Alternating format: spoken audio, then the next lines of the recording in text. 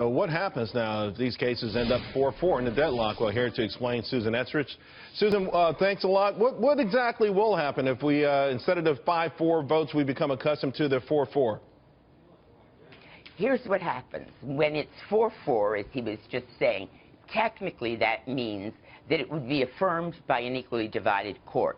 But if it's an important issue, what the court will often do is say, look, we're equally divided. Let's put off this case to next term and hear re-argument. You know, I was a clerk on the court, and that happened a couple of times. We were dealing in those days, Justice Powell had been ill, and there were a couple of very important cases where it's not simply what happens in that case. The Supreme Court takes cases because they have broad precedential value, and because all the courts are looking for guidance.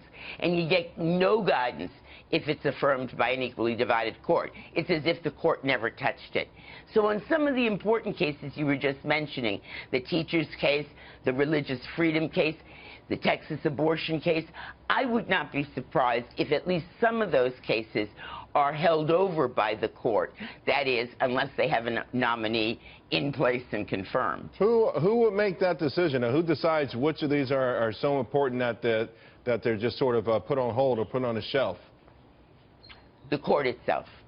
And it doesn't explain it, it doesn't say anything about it, but if after argument, the court meets in a conference after, you know, they'll have arguments Monday, Tuesday, and Wednesday usually, and then they'll meet in conference on Friday.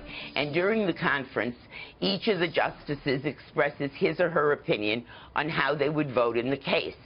So if one of these cases should appear to be divided 4-4, and if the court believes that what it really needs to do here is give some guidance to the lower courts, it may decide on its own to put it off. So would there be some sort of vote? I find it interesting, by the way, that they would actually hear the arguments first and then decide whether or not it was the importance of their decision, whether they should put one forward or just hold off on it.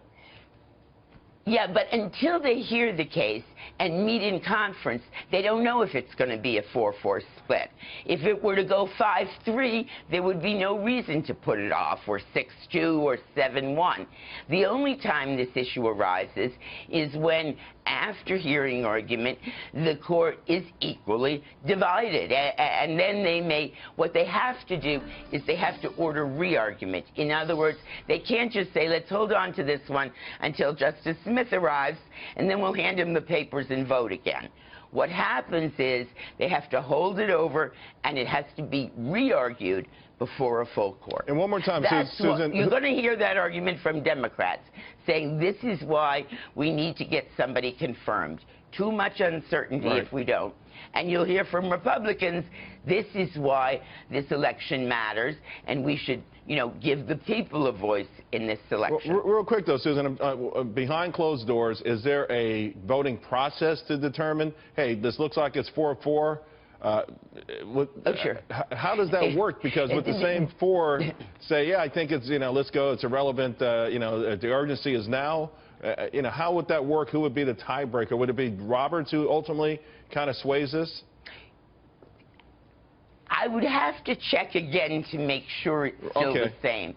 But traditionally, the way the court votes is they first express their opinion, beginning with the junior justice and going all the way to the Chief Justice, then they vote the other way. We want to bring you back and get a little bit more clarity on that part, but I find it fascinating, the things that you talked about. So these cases will be heard. The public will hear these arguments as well, and that matters as much as anything else, particularly when it comes to politics. Thanks a lot. Really appreciate it.